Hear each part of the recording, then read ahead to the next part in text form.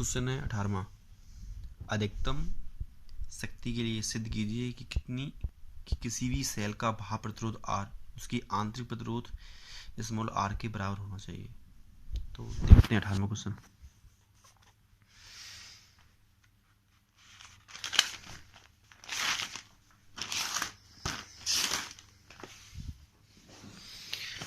तो हम जानते हैं अधिकतम शक्ति प्रमेय के लिए, तो अधिकतम शक्ति प्रमेय के लिए P बराबर सूत्र होता है P बराबर BI से। तो अधिकतम धारा के लिए P बराबर BI, तो P की यहाँ पे P लिखी है बिल्कुल, और P की यहाँ पे लिख दिया है IR, ओम का नियम, क्योंकि सारे टर्म हमें रेजिस्टेंस में यूज करने हैं R में। तो B बराबर PI से फॉर्मूला लगाया हमने, P बराबर BI, जहाँ B क्या है वोल्टेज और I क्या है विद्युत धारा। तो P की P, B की यहाँ पे ओम का नियम IR और I की I, तो यहाँ पे हो गया P बराबर I²। समीकरण नंबर 1। यदि आंतरिक प्रतिरोध R हो, तो आपने एक फॉर्मूला पढ़ा था ओम का नियम। ओम का नियम क्या होता है? B बराबर IR, लेकिन सेलों के लिए यूज करते हैं तो B की जगह पे E क्या होता है विद्युत भागबल, तो E बराबर I R प्लस R। तो यहाँ से अगर I का मान निकाल लें तो मिल जाएगा E बटे R प्लस R। इसका मान समीकरण 1 में रखने पर, तो P की P बराबर E बटे R प्लस R, किसकी रख दिया I की जगह पे समीकरण नंबर 1 में, और R की R। इतना मान निकालने के बाद अधिकतम स्थिति में dP बट्टे dr बराबर 0, मतलब इसका अवकलन करने पर, तो इसी समीकरण का हमें क्या करना है, अवकलन करना है, क्योंकि dP अपॉन dr r के सापेक्ष। तो करते हैं, दो संख्याएं अगर गुणा में होती हैं तो उनका अवकलन का सूत्र होता है पहले का अवकलन दूसरा वैसा का वैसा प्लस दूसरे का अवकलन पहला का टर्म वैसा का वैसा, ये सूत्र होता है। तो r के सापेक्ष अवकलन करने पर, तो P का dP बट्टे dr, और यहाँ पे कर रहे हैं किसका d अपॉन dr, किसका पूरे टर्म का। नेक्स्ट लाइन में, और बराबर क्या कर रहे हैं 0, अधिकतम स्थिति में बराबर 0। किसी भी x के मान को निकालने के लिए हम लोग उसमें उसके जीरोज के बराबर करते हैं। तो dP बट्टे dr वैसा का वैसा बराबर E का करेंगे तो E² टर्म वैसा का वैसा, E² कांस्टेंट चलेगा, बिल्कुल बाहर निकाल दिया। अब कर रहे हैं R का R प्लस R के साथ, तो पहले एक R का कितना हो गया 1, और R प्लस R ऊपर जाएंगे किसके हो जाएंगे माइनस के, तो R प्लस R का पावर -2 प्लस, अब दूसरे टर्म का कर रहे हैं तो दूसरे टर्म का करेंगे तो -2 आगे आ जाएंगे, तो R प्लस R की पावर 3। अवकलन का सूत्र होता है nx n-1, पावर क्या होती है कम होती है, 2 से 1 कम होगी कितनी हो जाएंगी 3, और R का R बराबर 0। ध्यान से देखो R प्लस -2 और यहाँ पे कितना है -3, तो अगर हम R प्लस 3 की पावर -3 कॉमन ले लें तो ये E² तो पूरे गुणा में टर्म में तो कहाँ जाएगा 0 में ख़त्म हो चुका है। R plus R plus R की पावर -3 कॉमन लेंगे तो यहाँ पे क्या बचेगा, इस टर्म बच जाएगा R प्लस R और -2 R की R प्लस 3 कॉमन आया था, वो कहाँ पहुँच गया 0 में। यहाँ 2R से 1R गया R माइनस के प्लस के R बराबर 0, तो R बराबर आ गया R।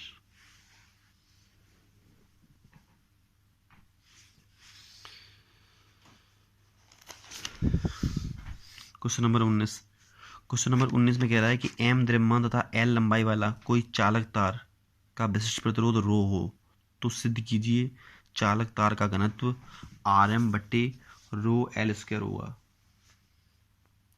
तो देखते हैं 19वां क्वेश्चन।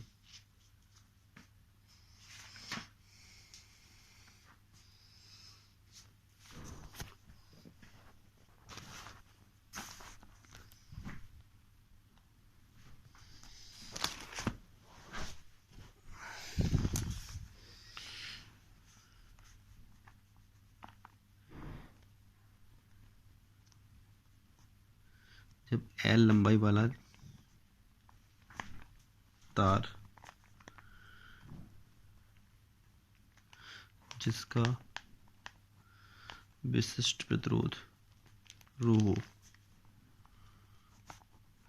तब प्रतिरोध का सूत्र निकला था R बराबर रो L बटे A। रो L बटे A, समीकरण नंबर डाल दे, जैसे हो गया 1।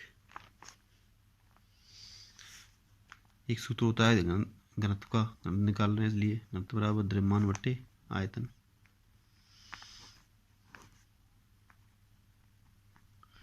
तो घनत्व को यहाँ पे द्रव्यमान यहाँ से निकाल लें, m का मान, तो m बराबर हो जाएगा घनत्व इंटू आयतन। m बराबर मिल रहा है, घनत्व निकालना है इंटू आयतन का मतलब क्या हो जाएगा, क्षेत्रफल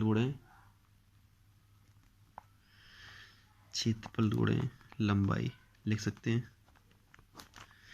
m बराबर घनत्व गुणे E गुणे L, समीकरण नंबर 2।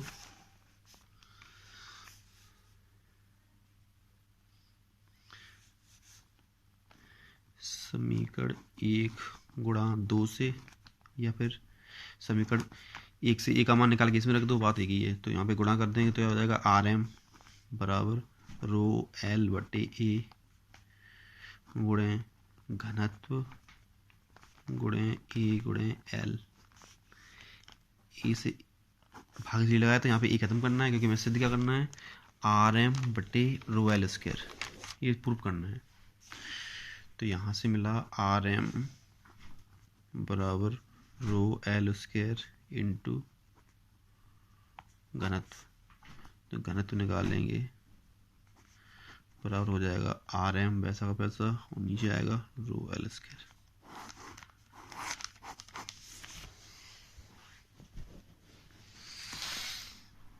क्वेश्चन नंबर 20, चित्र में प्रत्येक शाखा में प्रवाहित धारा की गणना करनी है। प्रत्येक शाखा का मतलब है यहाँ पे AB देखना है, BC, BD, AD, CD, पांचों भुजाओं में विद्युत धारा का मान कितना होगा, ये निकालना है हमें।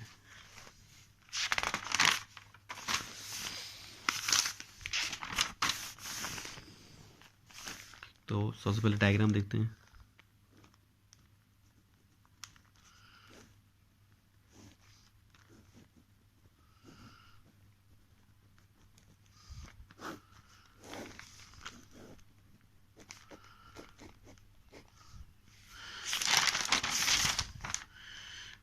दस पाँच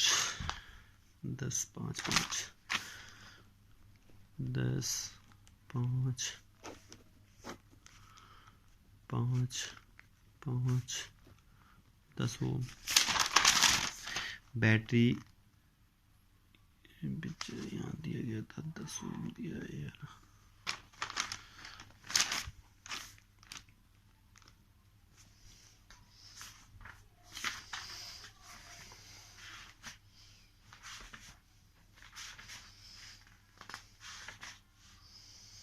बैटरी दी है 10 वोल्ट की, दी थी बैटरी 10 वोल्ट की बैटरी है, ठीक। यहाँ धारा है I, प्रत्येक सर्किट में कितना मान है ये निकालना है। तो ध्यान से देखें, इसमें किरचॉफ के नियम A, B, C और D। तो सबसे पहले देखते हैं कि यहाँ बीट सेतु अप्लाई हो रहा है या नहीं। तो 10/5 5/10 यानी कि P/Q बराबर R/S। तो 10/5 बराबर 5/10, 2 बराबर 1/2। सेतु संतुलित नहीं है, अतः BD विकर्ण में धारा जाएगी, BD विकर्ण में धारा जाएगी।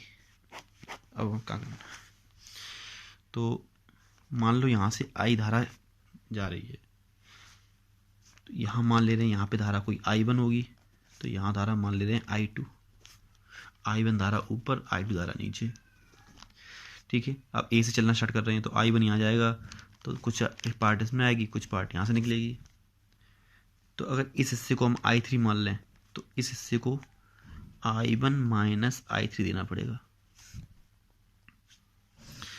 सबसे पहले देखो I ऊपर निकली तो I1 धारा ऊपर वाले सर्किट में B के लिए और ये D के लिए। जब I1 को आगे पहुंचाया तो I1 के हिस्से दो होंगे, तो I1 एक हिस्सा हो गया I3 में और एक हिस्सा हो गया I1 माइनस I3 में। ठीक, ऊपर से I3 आएगी और ये I2 इसमें जाएगी, तो यहाँ मिल जाएगा हमें क्या, I2 प्लस के I3। अब ऊपर से आ रही है I1 माइनस I3 और यहाँ से जा रही है I2 प्लस I3, तो I3 कैंसिल, तो I1 प्लस I2 किसके बराबर है, I के। यानी कि जो धारा प्रवेश कर रही है वही धारा यहाँ पे एग्जिट कर रही है, बाहर निकल रही है। इसी किरचॉफ का नियम कहते हैं। तो किरचॉफ का नियम ये क्या गया है पहले नियम में कि जंक्शन पर पहुंचने वाली धारा का कुल मान 0 होता है। जो धारा जाएगी वही धारा वहाँ पे निकलेगी, उतनी मानेंगे।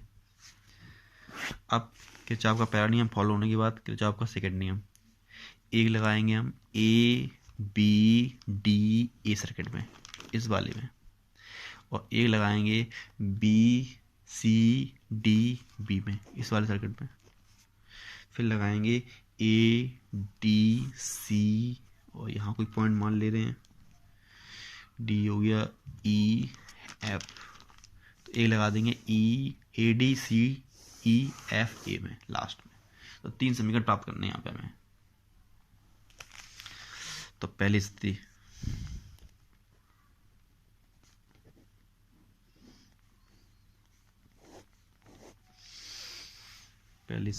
किरचॉफ का सेकंड नियम, किसी बंद पास में विद्युत धारा तथा उसकी संगत प्रतिरोधों का मान उसके विद्युत भागफल के बराबर होता है। ठीक है, तो यहाँ पे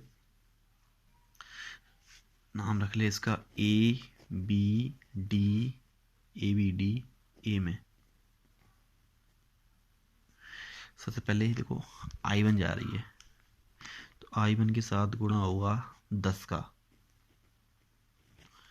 I1 के साथ 10 लगा हुआ है। उसके बाद B नीचे की तरफ है, प्लस I3 इंटू 5। अब D के बाद जाएंगे A पर, D के बाद A पर धारा की दिशा नीचे और हम जा रहे हैं उल्टी दिशा के लिए माइनस 5 I2 बराबर, अभी कोई बैटरी मिली नहीं है तो इसका मतलब यहाँ पे क्या है 0।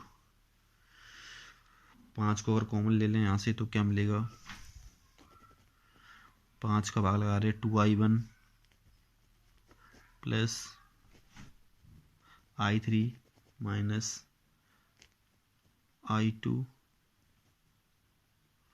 बराबर 0। लाइन से लिखें तो 2I1 माइनस के I2 प्लस I3 बराबर 0, समीकरण नंबर 1।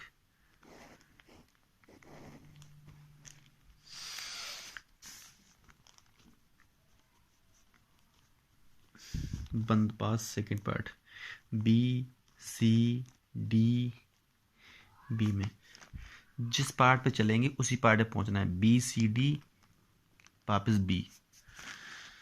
किरचॉफ का सेकंड नियम,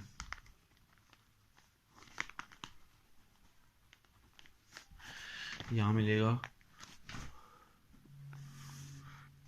5 और I1 I3, तो 5 I1 माइनस I3 प्लस, फिर देखें B के बाद C पर आए हैं, C के बाद इधर जा रहे हैं, तो ये जा इधर रहे हैं, धारा की दिशा उल्टी दिशा में है, तो लगेगा माइनस।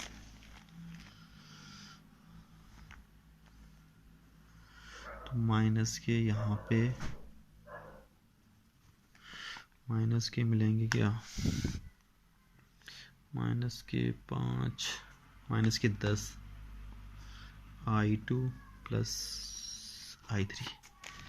B के बाद C, C के बाद D, D के बाद जाएंगे B की तरफ और धारा की दिशा इस साइड नीचे साइड में है, तो क्या लगेगा माइनस के 5 I3 बराबर 0। ये समीकरण थोड़ा बड़ा है, फिर से देखते हैं। यहाँ से 5 10 और 5 कॉमन आ रहा है, तो यहाँ मिलेगा I1 I3, 5 को कॉमन ले रहे हैं, माइनस के 5 दूनी 10 -5 निकल गया बराबर I3 बराबर 0। 5 को कॉमन लेके 0 में पहुँचाया तो I1 माइनस I3 माइनस के 2I2 माइनस के 2I3 माइनस के I3 बराबर 0। I1 माइनस के 2I2 I1 माइनस के 2I2 उसके बाद I3 4 I3 हो जाएंगे यहाँ बराबर 0। तो दो समीकरण अंतिम बंद पास ADC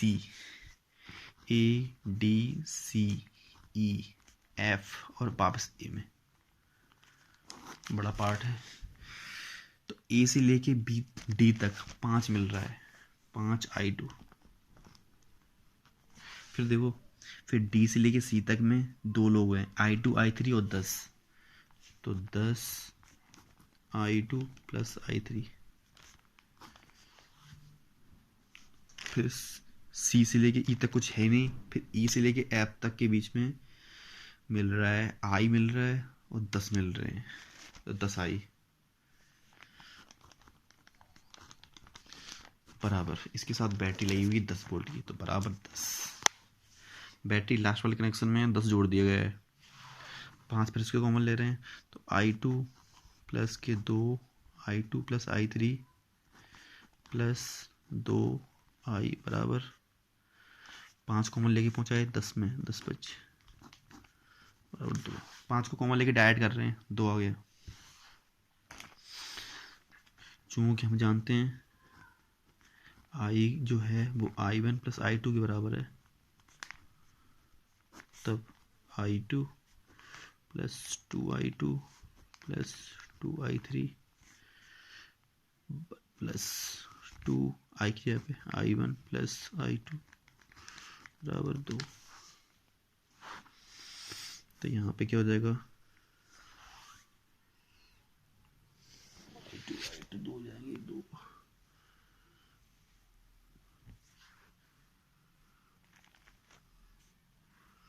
2I1 2 का करेंगे 2I1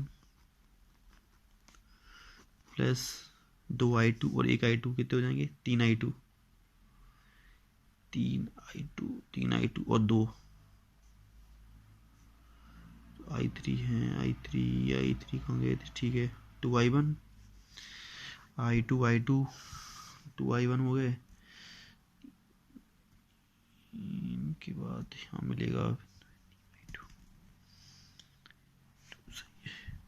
I2 plus 2 I2 plus 2 I3 2 I2 और 2 I2 फिर से कर ले रहे एक बार। तो यहाँ पे देखो सबसे पहले I2 की I2 plus 2 I2 plus 2 I3 plus 2 I1 plus 2 I2 बराबर 2। I1 कितने हैं यहाँ पे, I1 2 ही है, तो 2 I1 प्लस I2 कितने हैं, I2 2 2 4 2 4 और 1 5 I2 हो गए प्लस के 2 I3 बराबर 2। ये समीकरण आएगा तीसरा। समीकरण 2 समीकरण 1 समीकरण नंबर 1 2 3 को सॉल्व करेंगे।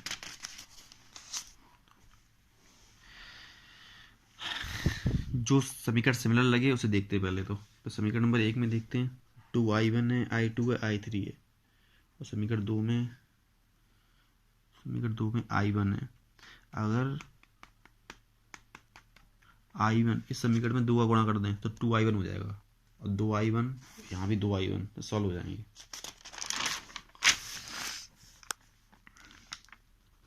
समीकरण 2 में 2 का गुणा करने पर प्रस्तावित से 10th क्लास में मैथ के हिसाब से, तो 2 गुणा करेंगे 2I1 हो जाएगा। आप लोग कॉपी भी करते रहें साथ साथ।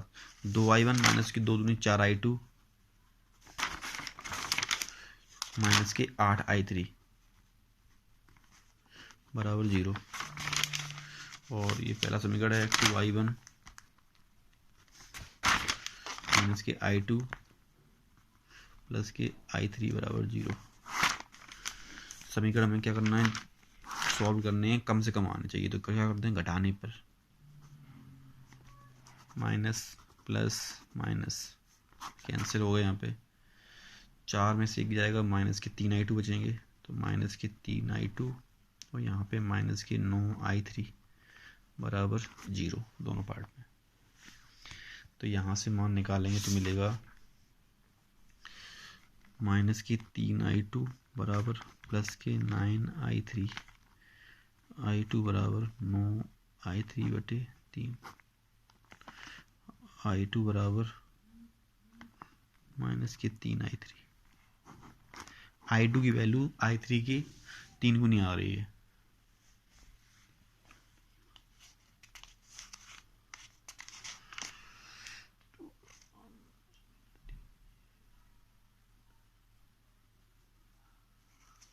अब समीकरण एक मान आ गया हमारे पास i2 का। अब i2 का मान आने के बाद 4, 5 या 6 में रख दे रहे हैं।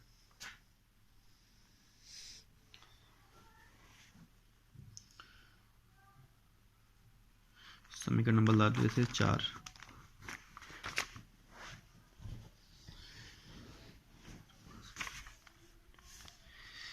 समीकरण 1 में i2 का मान रखने पर सारे मान निकालने हैं। समीकरण कैसे भी सॉल्व करो, समीकरण 1 में i2 का मान रखने पर तो i2 का मान 2i1 वैसा का वैसा माइनस i2 की जगह पे रख रहे हैं माइनस के 3i3 प्लस के i3 बराबर 0। तो यहाँ सॉल्व करेंगे तो क्या मिलेगा, 2i1 वैसे का वैसा सही है, माइनस माइनस प्लस के 3i3 प्लस के i3 बराबर 0। तो यहाँ पे देखो 2i1 बराबर माइनस के 4i3, i1 बराबर आ गया यहाँ से माइनस के 4i3 बटे 2, i1 बराबर माइनस के 2i3।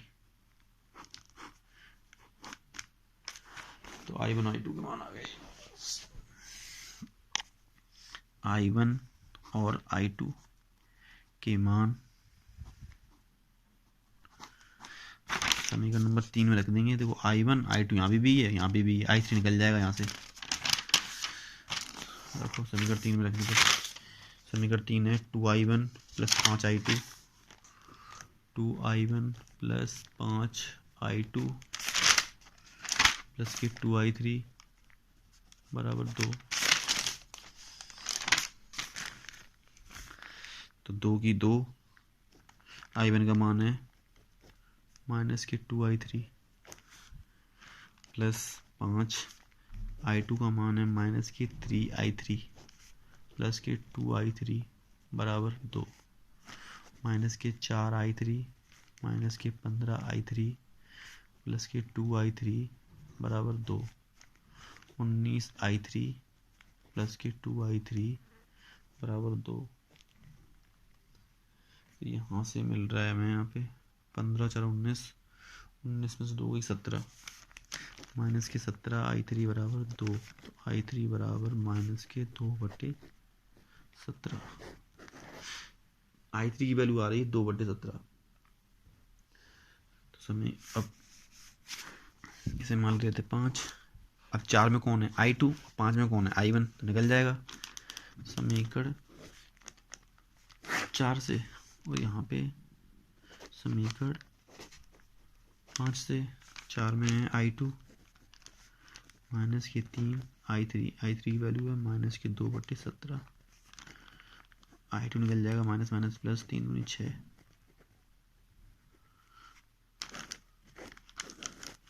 और यहाँ पे i1 बराबर है माइनस के 2i3, i1 आ जाएगा माइनस के 4 बटे 17 एम्पीयर।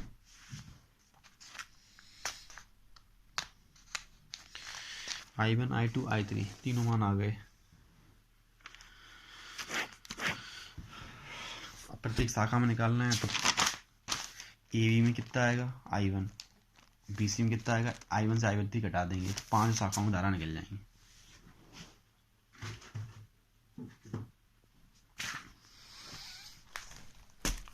क्वेश्चन नंबर 21 से आगे की सीरीज के लिए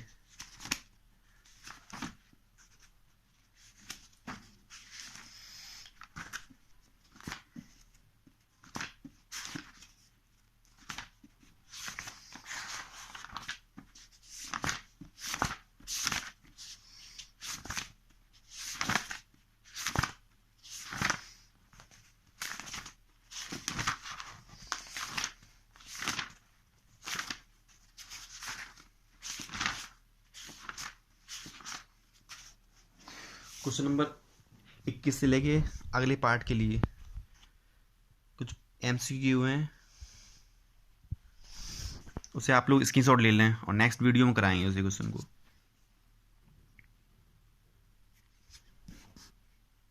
ये क्वेश्चन नंबर 1 से स्टार्ट है। विकल्प बहुत अच्छे क्वेश्चन है, ऑब्जेक्टिव टाइप हैं। तो 1 2, इसके बाद इधर साइड में 4 5 6 आप लोग स्क्रीनशॉट ले सकते हैं।